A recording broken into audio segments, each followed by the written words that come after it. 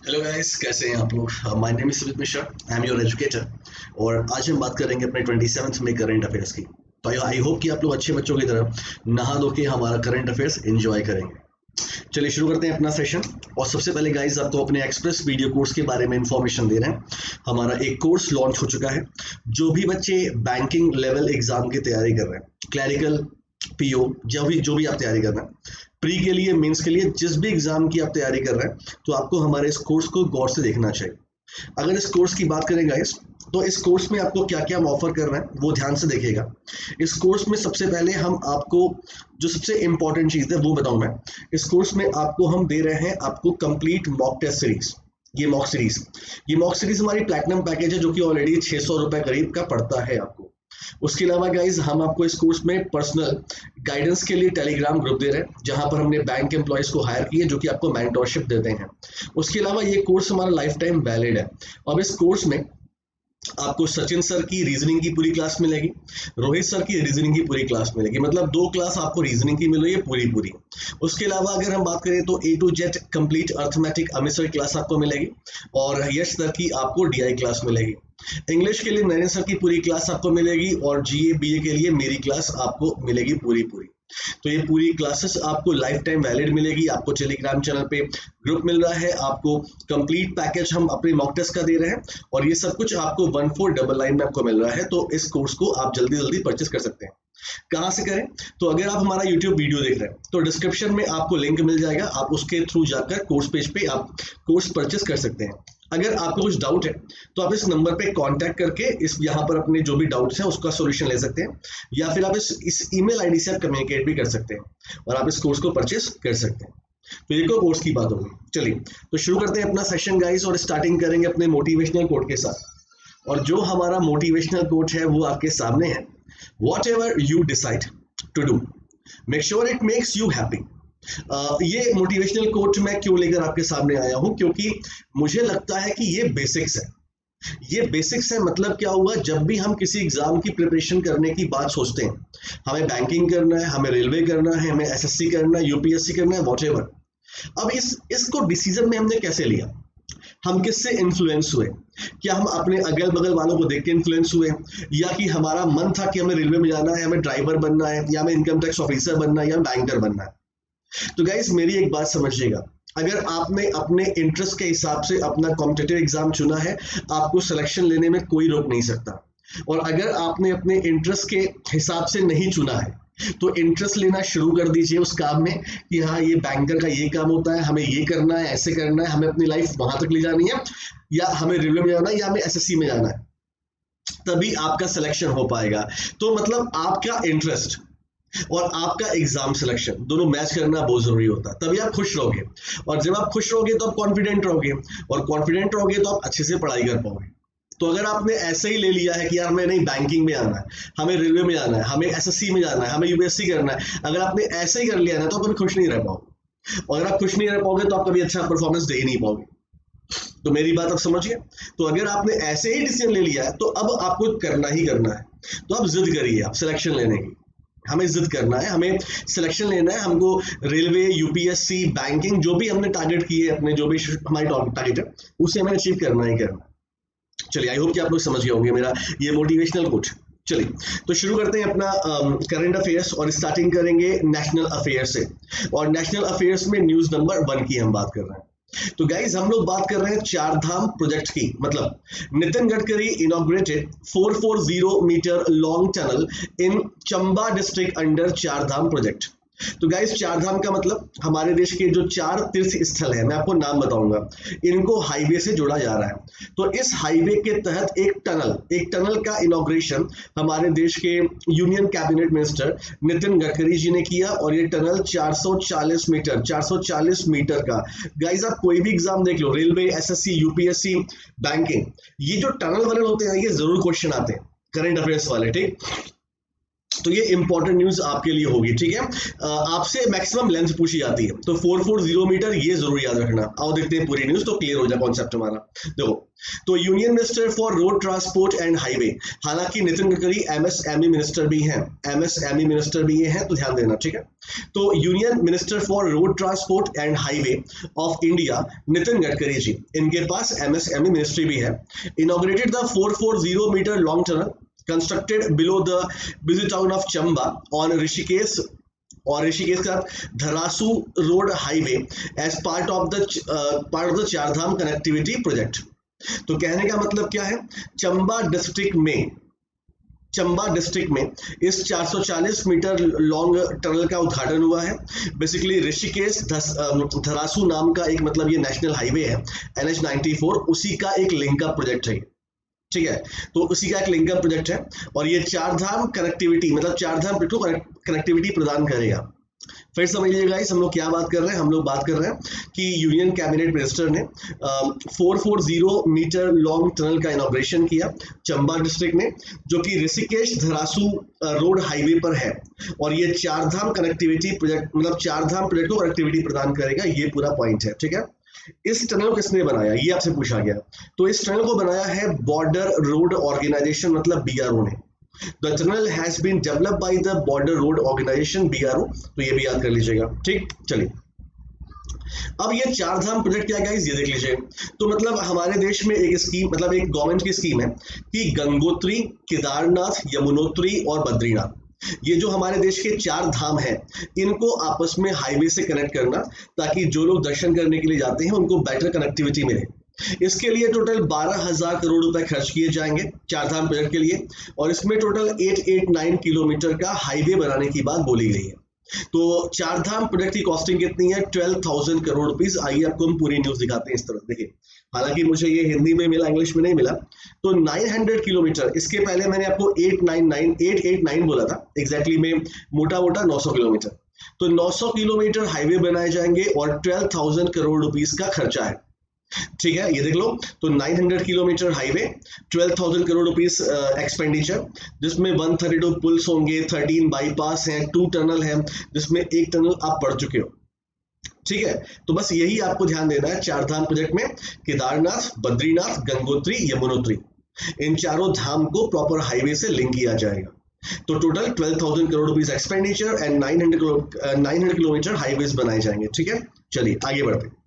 Question, recently in major breakthrough, the construction of Chamba tunnel in Uttarakhand has been completed under Chardham परियोजना. The Chardham परियोजना has an outlay of, तो guys Chardham, ये चारधाम का पूरा scheme पूछा है आपसे कि कितना आउटले है। तो अभी हमने पढ़ा कि ये 12,000 करोड़ रुपए की पूरी परियोजना है ना, option number D, option number D is right answer. Recently, in a major breakthrough, the construction of Chamba Tunnel in Uttarakhand has been completed under Chardham Pariyojana. Which organization constructed this tunnel? किसने इसे बनाया है? तो किसने बनाया है? BRO. Option number B is right answer. The rupees 12,000 crore Chardham project included construction of NH with approximately 889 kilometre बोला है, हम 900 मान के चल रहे हैं मोटा मोटा, ठीक है। To connect which 4 places? Gangotri है, हाँ है, यमुनोत्री है, हाँ है, केदारनाथ है, हाँ है, बद्रीनाथ हाँ है, यानी ए और बी ऑप्शन में है, तो ऑप्शन नंबर डी हो जाएगा, option number D is right answer. Where is the headquarter of the border road organisation? तो बॉर्डर रोड ऑर्गेनाइजेशन का हेडक्वार्टर दिल्ली में होना चाहिए, option number B is right answer, very good. Who is the present director general of the border road organisation? ये भी अच्छा question है, static का क्वेश्चन है, और इसका आंसर क्या होगा? इसका आंसर होगा lieutenant general Harpal Singh, option number A is right answer, ठीक है। चलिए, तो पहली न्यूज हमने कंप्लीट कर ली, आगे बढ़ते हैं और अब हम दूसरे न्यूज पर आते हैं, अवार्ड एंड विनर पे। और ये न्यूज काफी हमें गर्व देने वाली न्यूज है। देखिए, इन अ फर्स्ट, मतलब पहली बार, Indian army major to be honoured with United Nation military gender advocate award. तो पहली बार किसी भारतीय सेना मेजर को संयुक्त राष्ट्र मिलिट्री जेंडर एडवोकेट पुरस्कार से सम्मानित किया गया। इनका नाम क्या है, आपको आगे दिखाते हैं। देखिए, Major Suman Gavani, an Indian Army officer and woman peacekeeper who has served with the United Nations mission in South Sudan, has been selected for the prestigious United Nations Military Gender Advocate of the Year Award 2019. तो मतलब Indian army की major है सुमन गवानी, और ये United nation mission in south Sudan में posted थी। इनको इनके कार्य के लिए United Nation military gender advocate of the year का अवार्ड मिला है 19 के लिए, और ये पहली इंडियन लेडी है, ये पहली इंडियन पर्सनल है, पर्सनल मतलब एम्प्लॉय डिफेंस की, जिनको ये अवार्ड मिला है। ठीक है, देख लीजिए। तो she has been awarded for her outstanding contribution to peace keeping upper to the UNMISS, मतलब साउथ सूडान में इनके शांति प्रयासों की वजह से इनको ये अवार्ड दिया गया है। This is the first time that an Indian peace keeper is being given the UN military gender advocate award. तो ये इसलिए ये इंपॉर्टेंट है, ये न्यूज काफी इंपॉर्टेंट है और एग्जाम में आ सकती है। डिफेंस की न्यूज हर एग्जाम में आती है। ठीक है, उसके साथ अवार्ड एंड ऑनर ऐड हो तो ये और इंपॉर्टेंट हो जाता है। ठीक है, चलिए।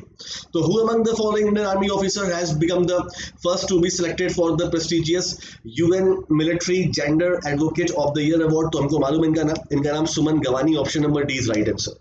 Next question. अच्छा, सुमन गवानी को अकेले अवार्ड नहीं मिला है, इनके अलावा किसको ये अवार्ड और मिला है, ये आपसे पूछा गया है। तो इनका नाम क्या है? इनका नाम है कार्ला मोंटेरियो, हाँ यही है पहला option, Carla Monteiro de Castro Araujo, option number A. तो हमने एक्स्ट्रा इन्फॉर्मेशन में आपको MCQs के फॉर्म में ये दे दिया ताकि आप इसे रिवाइज कर सकें। ठीक है, चलिए next point. When the UN military gender advocate award was established, यानी ये अवार्ड कब से दिया जा रहा है? बढ़िया क्वेश्चन है, ये स्टडी का क्वेश्चन है। Answer is 2016, option number C is right answer. Next, Major Suman Gawani of the Indian Army will receive the award by the UNSGG of the International Day of UN Peacekeeper. When will it celebrate? मतलब आपको ये बताया गया है कि अभी major सुमन गवानी को award दिया गया, और ये अवार्ड दिया गया international day of UN peacekeeper के मौके पर। तो ये international day of UN peacekeeper कब हम सेलिब्रेट करते हैं? ये अच्छा क्वेश्चन है, बढ़िया क्वेश्चन है। ये ऐसे क्वेश्चन एग्जाम में आते हैं, जरूर आते हैं। और इसका आंसर क्या होगा? इसका आंसर होगा May 29, option number B is right answer. चलिए आगे बढ़ेंगे, और अब हम अवार्ड एंड ऑनर की न्यूज खत्म करते हैं और बात करते हैं अपने नेक्स्ट पॉइंट की। और यहाँ पर मेरे ख्याल से कंप्यूटर जिसे कुछ गलती हो गई है, ये भी अवार्ड एंड ऑनर की ही न्यूज हमारी है, न्यूज नंबर 2 है। और न्यूज नंबर 2 क्या है? IBM के साइंटिस्ट इंडियन अमेरिकन है राजीव जोशी, इनको इन्वेंटर ऑफ द ईयर का अवार्ड दिया गया है। तो IBM के वैज्ञानिक राजीव जोशी ने वर्ष के आविष्कारक का पुरस्कार जीता है। आइए बात करते हैं इनके बारे में, ये भी इंपॉर्टेंट न्यूज है। ठीक, तो Indian American inventor Rajiv Joshi has bagged the prestigious inventor of the year award. Rajiv Joshi IBM में काम करते हैं, इन्वेंटर ऑफ द ईयर का अवार्ड इनको मिला है। इनको ये अवार्ड मिला है बेसिकली इनके वर्क के लिए, जो कि advancing the electronic industry and improving artificial intelligence capabilities, मतलब इलेक्ट्रॉनिक इंडस्ट्रीज में और आर्टिफिशियल इंटेलिजेंस में इनके योगदान के लिए इनको ये अवार्ड मिला है। आपसे इतना डीप में नहीं पूछेगा। तो राजीव जोशी IBM में काम करते हैं, साइंटिस्ट हैं, जिनको इन्वेंटर ऑफ द ईयर का अवार्ड दिया गया है, सिंपल सी भाषा में। डॉक्टर जोशी की बात करें तो देखो इनके पास लगभग 250 पेटेंट है, मतलब 250 पेटेंट अपने आप में बहुत बड़ी बात है। मतलब इन्होंने 250 टाइप के इन्वेंशन किए हैं जिसका इन्होंने पेटेंट कराया हुआ है। ये IBM में काम करते हैं, ये भी याद रखिएगा, ये IBM में काम करते हैं, ये भी याद रखिएगा। ठीक है, next point. Question, who has bagged the prestigious inventor of the year award? किसको मिला? तो इन्वेंटर ऑफ द ईयर का अवार्ड मिला राजीव जोशी को, option number B is right answer. Next question, Indian American inventor Rajiv Joshi has bagged the prestigious inventor of the year award, he is scientist of which organisation? Question घुमा दिया है। ठीक है, तो ये IBM में काम करते हैं, option number B is right answer, आपको पता ही है। Next point, where is the headquarter of IBM? इसका हेडक्वार्टर कहाँ पे? तो IBM USA में, New York, option number D is right answer. चलिए आगे बढ़ेंगे गाइस, और अब हमारे पास जो न्यूज है वो अपॉइंटमेंट की है, और न्यूज नंबर 1 की हम बात करेंगे, हालांकि हमारे पास एक ही न्यूज है। तो गवर्नमेंट की बात करें, government appointed mister PK Nair as the envoy to Niger. तो कहने का मतलब क्या है कि PK नायर को भारत सरकार ने नाइजर में अपना राजदूत अपॉइंट किया है। देखिए पूरी न्यूज यहाँ पे। तो government announces the appointment of the mister Prem Kumar Nair, Prem नाम है इनका, Prem Kumar Nair, as Indian ambassador to the Niger. ठीक है, तो नाइजर से प्रेम हो गया, इस तरह से कोई कहानी आप बना लेंगे तो आपको चीजें लर्न हो जाएंगी। ठीक है, देखिए आगे। तो क्वेश्चन, तो who has appointed as the Indian ambassador to Niger? Answer क्या होगा? आंसर होगा प्रेम कुमार शर्मा। कंप्यूटर चीप ने बहुत मिस्टेक नहीं कर दिया है। चलो, Prem Kumar Sharma, option number B is right answer. ठीक, Recently, the government has announced the appointment of Prem Kumar Nair होना चाहिए, उसमें शर्मा था क्या? पीके नायर ये होना चाहिए, सॉरी ऑप्शन नंबर डी होना चाहिए, ठीक है, शर्मा नहीं है, ये भी गलत है। तो ऑप्शन नंबर डी आपका आंसर हो जाएगा, ठीक। तो recently the government has announced the appointment of the Prem Kumar Nair as the Indian ambassador to Niger. What is the capital of Niger? Capital क्या है नाइजर की? अच्छा क्वेश्चन। नाइजर की कैपिटल है Niamey, option number C is right answer. Next question आपसे पूछा है what is the currency of Niger. तो नाइजर की करेंसी क्या है? तो इसका भी आंसर क्या होगा? इसका आंसर फ्रैंक हो जाएगा, option number D is right answer. चलिए, तो ये हो गया हमारा अपॉइंटमेंट पर एक न्यूज। अब बात करेंगे एग्रीमेंट, पैक्ट और एमओयूज पर, और न्यूज नंबर 1। तो WHO और IOC International Olympic Committee team up to improve health through sport. तो WHO और IOC ने आपस में हाथ मिलाया है, खेल के जरिए स्वास्थ्य में सुधार लाने के लिए हाथ मिलाया, ठीक है। तो खेल के जरिए सुधार लाना, भैया WHO यही करेंगे, अपनी गलती पर पर्दा डालना है तो करना ही पड़ेगा। अगर WHO ने हम लोगों को, भाई 31 दिसंबर को चाइना ने ये केस रिपोर्ट कर दिया था WHO के पास कि हमारे देश में एक बीमारी आ गई है, और 31 दिसंबर के बाद अगर WHO ने अपना ठीक काम किया होता तो आज हम लॉकडाउन में ना होते। मैं तो WHO को ही सबसे ज्यादा रिस्पॉन्सिबल मानता हूँ। चलिए, तो वर्ल्ड हेल्थ ऑर्गेनाइजेशन की बात करें and the international Olympic committee की बात करें, इन्होंने आपस में, गाइज ये इंपॉर्टेंट है, वर्ल्ड की दो बड़ी संस्था आपस में हाथ मिला रही हैं, ये न्यूज इंपॉर्टेंट है। हालांकि इस न्यूज का मतलब नहीं है, has signed an agreement to work together to promote health through sport and physical activity। मतलब गाइज आपको पता है कि इम्यून सिस्टम को बढ़ाएंगे तो कोविड-19 से बचे रहेंगे, और इम्यून सिस्टम के लिए आपको एक्सरसाइज करनी है या खेलना कूदना है। खेलना कूदना भी एक्सरसाइज है, स्पोर्ट्स। तो स्पोर्ट्स और फिजिकल एक्टिविटी को हम प्रमोट क्यों कर रहे हैं, मतलब ये लोग प्रमोट क्यों कर रहे हैं? इम्यून सिस्टम बढ़ाने के लिए, है ना। तो WHO और International Olympic Committee to work together to promote health through sports and physical activity, और ये देखो भैया कोविड-19 से लड़ाई करने के लिए है, ठीक है। जब करना था तो किया नहीं, और अभी कर रहे हैं। तो WHO और IOC आपके सामने है, ठीक, याद कर लीजिएगा।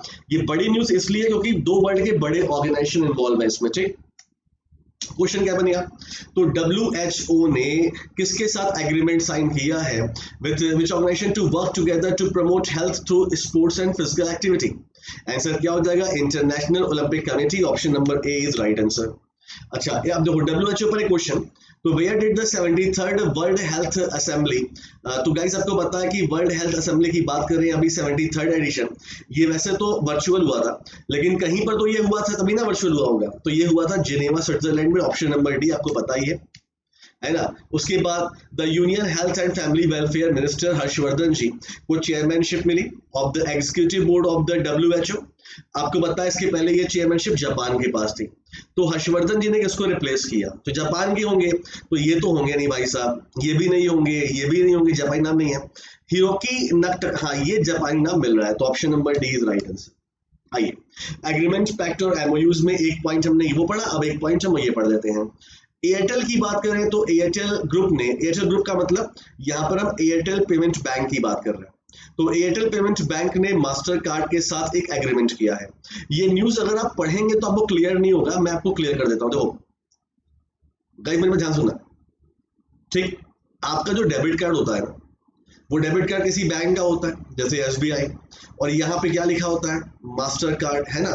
तो ये मास्टर कार्ड क्या करता है, आप अभी के लिए आप इतना समझ लो कि इस मास्टर कार्ड से जो हम ट्रांजैक्शन करते हैं वो हमारे ट्रांजैक्शन सिक्योर होते हैं, मतलब ये पेमेंट गेटवे प्रोवाइड करते हैं। पेमेंट गेटवे का मतलब, अगर आपने स्टेट बैंक ऑफ इंडिया के डेबिट कार्ड से फॉर एग्जाम्पल IBPS का फॉर्म भरा फॉर एग्जाम्पल, तो आपके अकाउंट से पैसा कटता है और IBPS से पहुंचता है। ये पहुंचाता कौन है? ये मास्टर कार्ड पहुंचाते हैं। तो हर बैंकों को मतलब मास्टर कार्ड या वीजा इनसे एग्रीमेंट करना पड़ता है। तो सिंपल सी बात है, एयरटेल पेमेंट बैंक ने भी मास्टर कार्ड से एग्रीमेंट किया है, यानी in future Airtel payment bank के डेबिट कार्ड्स आप देख सकते हैं जो कि मास्टर कार्ड पावर्ड होंगे, ठीक है। अब इस न्यूज को पढ़ते हैं थोड़ा सा, ठीक है। तो Airtel group tie up with Mastercard for customised product for farmer and SME। तो SME का मतलब क्या हो गया? Small and medium enterprises. देखो ध्यान से पढ़ना, अगर इनकी भाषा में पढ़ोगे तो कुछ क्लियर नहीं होगा। देखो लो, तो एयरटेल पेमेंट बैंक ने पार्टनरशिप किया है किसके साथ? मास्टर कार्ड के साथ, to develop customised product for the under bank spectrum including farmer, small and medium enterprises and retail customer. कुछ क्लियर नहीं हुआ ये भाई, क्या मतलब हुआ, इसका अंडर बैंक स्पेक्ट्रम क्या मतलब हुआ? शब्द तो बड़े बड़े हैं, सुनने बड़े अच्छे लग रहे हैं, लेकिन क्लियर क्या हुआ आइए आपको आगे दिखाते हैं। देखिए, the collaboration aim at building a digital platform, ठीक, which provide farmer with knowledge about advanced farming technique and connection to marketplace। यानी कि ये जो मास्टर कार्ड है, तो मास्टर कार्ड और एयरटेल पेमेंट बैंक ये किसानों के लिए प्रॉपर एक प्लेटफॉर्म बनाएंगे, जिस प्लेटफॉर्म पर किसानों को आधुनिक खेती कैसे करें उसकी टेक्निक की जानकारी मिलेगी और अपने माल कहाँ बेचें। गाइस आपको पता है गवर्नमेंट ऑफ इंडिया ने किसानों को फ्री कर दिया है, वो कहीं पर भी किसी भी स्टेट में जाकर अपने माल बेच सकते हैं, तो कहाँ पर अपने चीजें बेचें। अच्छा अब देखो, while simultaneously enabling them to receive payment directly in their Airtel bank। हाँ तो ये बात बोलो ना जो मेन चीज है, तो कहने का मतलब गाइस वही है कि मतलब अभी Airtel payment bank in future अपने डेबिट कार्ड्स लॉन्च करेगा जो मास्टर कार्ड स्पॉन्सर्ड होंगे, पावर्ड होंगे, ठीक है, वो क्लियर। इसके साथ साथ ये लोग एक काम और करेंगे, ये लोग किसानों के लिए एक डिजिटल प्लेटफॉर्म बनाएंगे, एक तरह का एप्लीकेशन या पोर्टल, जहां पे किसानों को कुछ स्किल सिखाई जाएंगी और साथ ही साथ उनको इन्फॉर्मेशन दी जाएगी कहां पर आप अपने सामान बेच सकते हो। ठीक है, अच्छी बात है, आपको याद रखना है Airtel payment bank and Mastercard, simple सा 2 शब्द केवल, ठीक। तो Airtel payment bank tie up with which organisation, तो क्या है भैया answer? Mastercard, option number B is right answer. Where is the headquarter of the Airtel payment bank? Airtel payment bank हमारे देश का पहला पेमेंट बैंक था, first payment bank था, याद रखना। हालांकि इसका हेडक्वार्टर कहाँ पे है? दिल्ली में है, लेकिन इसने अपनी पहली ब्रांच कहाँ पे खोली थी? जयपुर में खोली थी, याद रखना ये भी, तो new Delhi. Who is the present CEO of Airtel payment bank? कौन है भाई? तो अभी कौन है? तो ये है Mister Anubrata Vishwas, option number C is right answer. Where is the headquarter of the Mastercard? तो मास्टर कार्ड का हेडक्वार्टर कहाँ पे है? तो मास्टर कार्ड का हेडक्वार्टर न्यूयॉर्क यूएसए में है, ऑप्शन नंबर सी। एक question, who is the present CEO of the master card?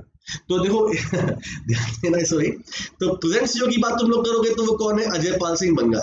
लेकिन अजय पाल सिंह बंगा भी रिप्लेस होने वाले हैं और जो नए सीईओ बनेंगे वो कौन बनेंगे? माइकल मियाबैक, ठीक है। तो मेरे बाल मत नोचना लास्ट टाइम की तरह कुछ लोगों ने मुझे मैसेज भी किया था कि सर ये तो मतलब आप ना मतलब कि सीईओ अभी चेंज हो गए हैं बट आपने चेंज नहीं किया है, तो ठीक है देख लो, प्रेजेंट पूछोगे तो मैं यही आंसर दूंगा भाई लोग।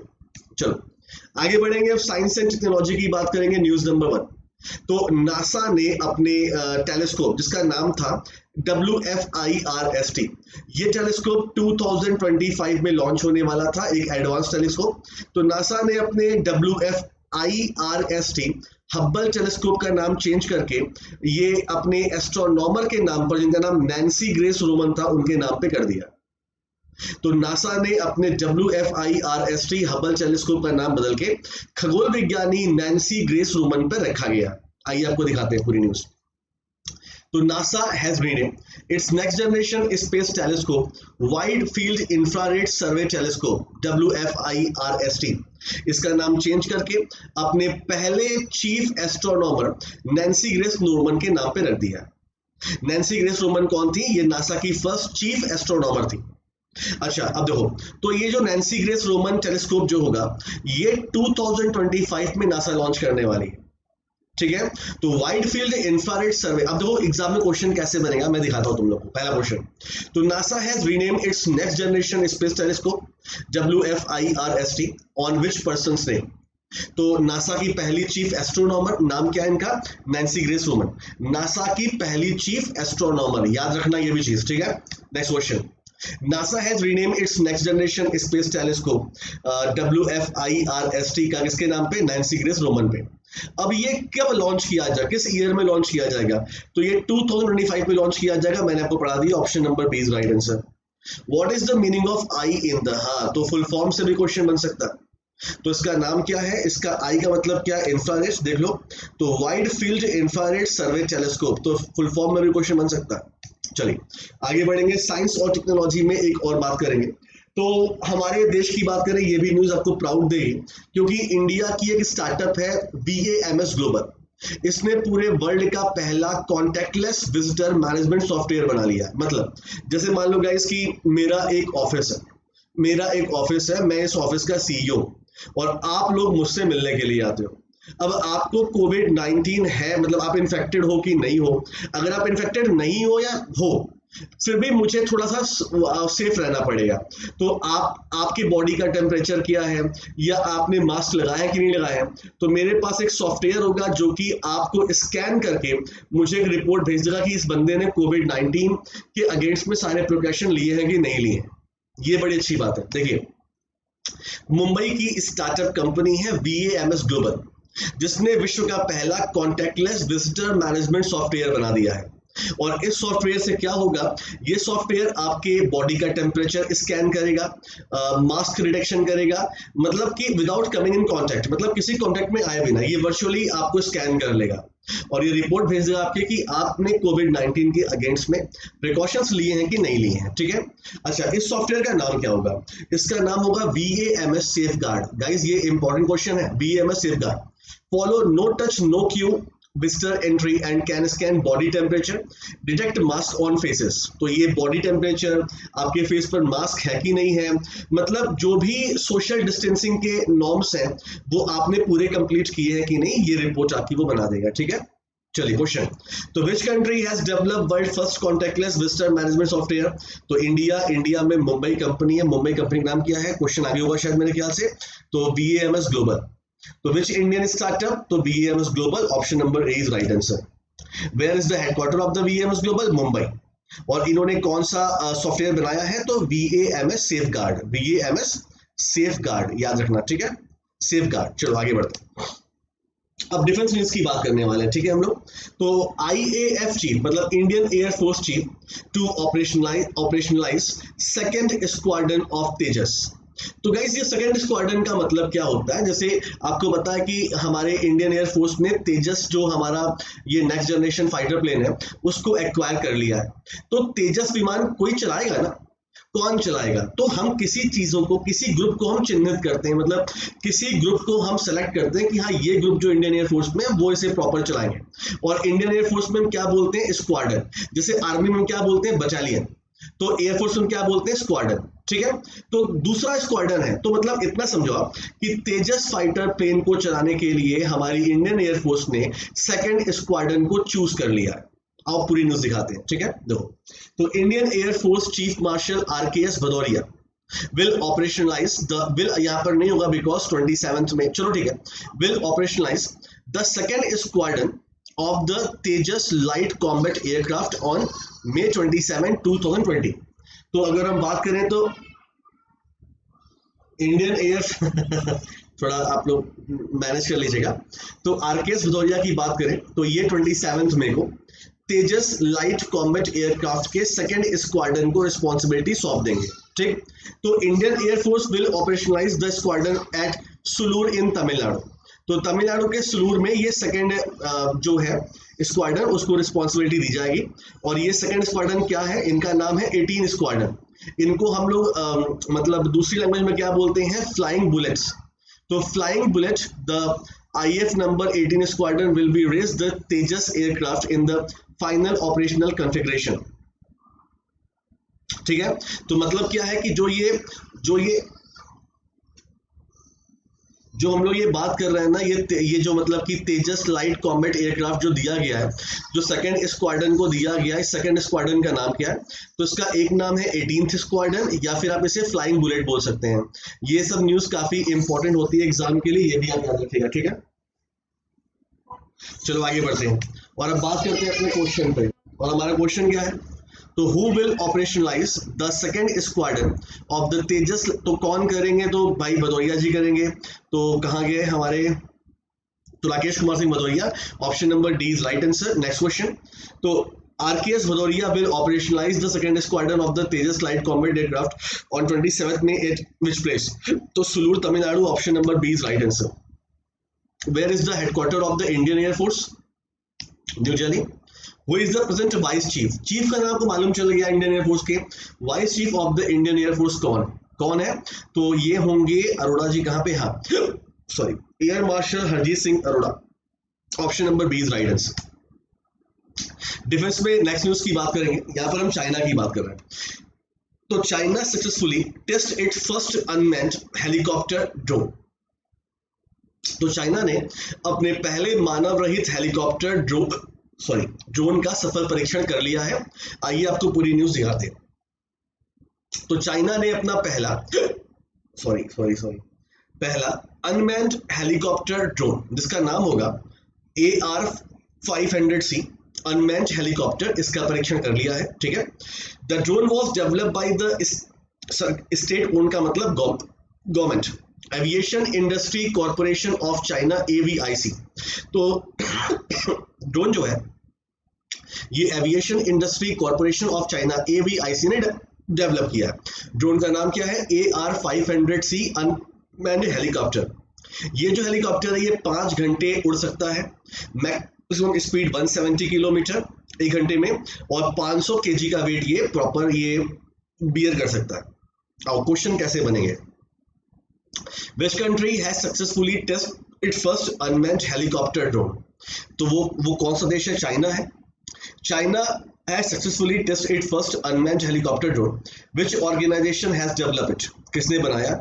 तो बनाया है Aviation Industry Corporation of China, option number A. Which country has announced $2 billion in coronavirus help at WHO assembly? तो आपको पता है वो चाइना है, option number C is right answer।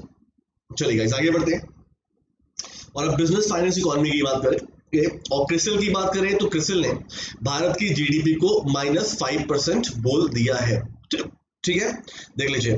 तो CRISIL has revised its forecast downward again the expect Indian economy to contract 5% for the fiscal 2021। हालांकि ये news हमने पहले भी कर ली थी। तो आज क्रिसिल आज ये बिजनेस स्टैंडर्ड के साइट पर अपलोड हुआ है, तो वो न्यूज मैंने फिर से आपको दिखा दी।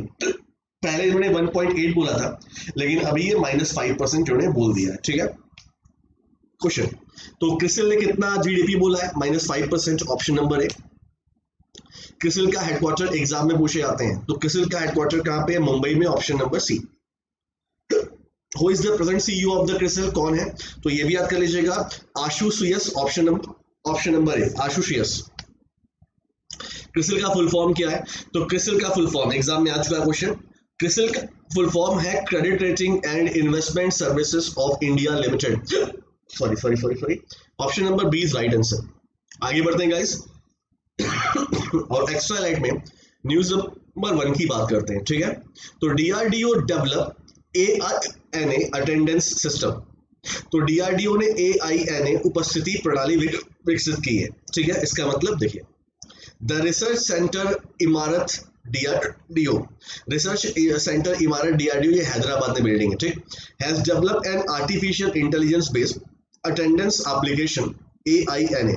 तो artificial intelligence based attendance application AINA याद रखना। ठीक, इसका मतलब क्या है कि बिना कांटेक्ट में आए जो एम्प्लॉई हैं उनका वेरिफिकेशन हो जाएगा using facial feature of the person. मतलब जैसे हमने DRDO के ऑफिस के बाहर ये सिस्टम लगा दिया, तो ये प्रॉपर स्कैन कर लेगा, स्कैन कर लेगा आपका चेहरा और चेहरे की पहचान हो जाएगी कि आप DRDO के एम्प्लॉई हैं। ठीक, तो ये प्रॉपर किसी भी नॉर्मल डेस्कटॉप पे ये इनबिल्ड हो सकता है, ये बताया जा रहा है। तो रिसर्च सेंटर इमारत is a DRDO laboratory located in Hyderabad. ये भी इंफॉर्मेशन दे दी हमने आपको। तो क्वेश्चन, तो who has developed an AI based attendance application? नाम क्या होगा? नाम होगा DRDO, option number B is right answer. Which lab of DRDO develop an AI based attendance application? एना, तो ये हैदराबाद है, option number A is right answer. Who is the present chairman of DRDO? तो सतीश रेड्डी जी हैं, option number A is right answer. चलिए आगे बढ़ते हैं और एक्स्ट्रा में न्यूज नंबर 2 की बात करते हैं। तो Uttarakhand release a report, Uttarakhand ने एक रिपोर्ट रिलीज की है। बेसिकली उत्तराखंड ने ये बताया है कि हमने, आओ देख लेते हैं न्यूज पूरी। तो Uttarakhand has become the first state to release a unique report highlighting its conservation effort to save over 1100 rare plants from extinction। तो उत्तराखंड ने रिपोर्ट में बताया कि 1100 दुर्लभ पौधों को विलुप्त होने से बचाने के लिए अपने संरक्षण प्रयासों को उजागर करने वाली एक अनूठी रिपोर्ट जारी करने वाला पहला राज्य बन गया है। ठीक है, तो ये बात ध्यान दीजिएगा उत्तराखंड की। उत्तराखंड पहला स्टेट बन गया है to release a unique report, जिसमें उन्होंने हाईलाइट किया है कि हमने ऐसे पौधे जो कि विलुप्त के थे मतलब 1100 मतलब रेयर प्लांट उनको कंजर्व किया है, ठीक। तो लाइक अश्वगंधा, गिलोय, और उसके बाद अगर हम बात करें कालमेघ चित्रक, ये एग्जाम्पल दिए गए हैं। तो ये फॉरेस्ट ऑफिसर है वहां के संजीव चतुर्वेदी, उन्होंने ये इंफॉर्मेशन दी है, ठीक है। तो ये हो गया हमारा क्वेश्चन। देख लेते हैं। तो which state has become the first state to release a unique report highlighting its conservation effort to save over 1100 rare plants from extinction? Answer is Uttarakhand, option number B. Next, the web portal Hope, helping out people everywhere, has been launched by which state? तो ये भी क्या था? Uttarakhand, option number ए। चलिए अब बात करेंगे अपने एमसीक्यूज की, मतलब कल वाले न्यूज की। पहला क्वेश्चन, ये मैंने आपको पढ़ाया नहीं था, आप अभी याद कर लो, सिंपल है। तो एक फिनटेक कंपनी है Zaggle, has tied up with which company to launch innovative payment solution for Indian SME and startup? तो जैगल ने जो है ये टाई अप किया है वीजा के साथ। जैगल वीजा, इतना आपको याद रखना है, और कुछ इंपॉर्टेंस में नहीं है, ठीक है। Next, which among these is deemed to be the first state in India to give industry status to sports? पढ़े हम लोग। Answer is Mizoram, option number C. World thyroid day is observe, ये मैंने कल की न्यूज में नहीं लिया था, लेकिन ये कल मतलब 25 में, option number D is right answer, ठीक। Which state has decided to set up a migration commission for the welfare of the migrant laborers? तो आपको पता है ये कौन है? UP, option number C is right answer. Name the celebrity who has recently launch group, sorry I am really sorry guys, पता नहीं H की कैसे आ रही है, कमरे में रिकॉर्डिंग कर रहा हूँ तो पानी बाहर है, तो मैं जाऊंगा लेने, तो वो भी आपका लॉस है, तो चलते हैं ऐसे ही। हाँ, तो recently launch grooming and personal care brand fresh, तो आपको पता है Salman Khan, option number A. Jamie Hampton, an American player, has recently announced her retirement from which of these sports event?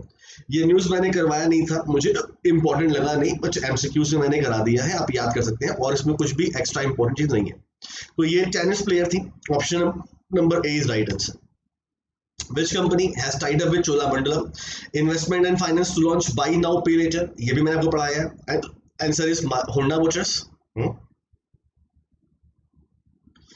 Maruti Suzuki है ना जी, ये कंप्यूटर जी से गलती हुई है, माफ कर दीजिएगा। Recently sports authority of India has deposited how much amount out of pocket allowance in account of Khelo India athlete? पढ़ा है हमने 30,000 crore rupees, option number D is right answer. Recently India has help which of the following country to set up a military war game centre? तो हमने कल पढ़ा था India ने Uganda की हेल्प की, option number B. The Hunar Haat will restart from September this year with the theme of, तो अभी मुख्तार अब्बास नकवी ने ये इंफॉर्मेशन दी है कि सितंबर में हम लोग हुनर हाट शुरू कर देंगे। थीम क्या होगी? तो थीम होगी local to global, option number B. Which of the following district of MP secure first position in providing employment under MNREGA? तो ये भी हमको पता है, Balaghat, option number C is right answer. Which of the following Indian state will host the national games 2022? ये भी अच्छा question है, और इसका आंसर मेघालय होना चाहिए, option number D is right answer. Thank you so much guys, अपना ख्याल रखिए, प्लीज वीडियो को डिसलाइक मत करिएगा, बिकॉज ये एक ह्यूमन एरर है, लेकिन ये आउट ऑफ कंट्रोल है, तो इसलिए वीडियो को डिसलाइक मत करिएगा। थैंक यू सो मच, अपना ख्याल रखिए, मिलते हैं आपसे नेक्स्ट सेशन में। Thank you so much.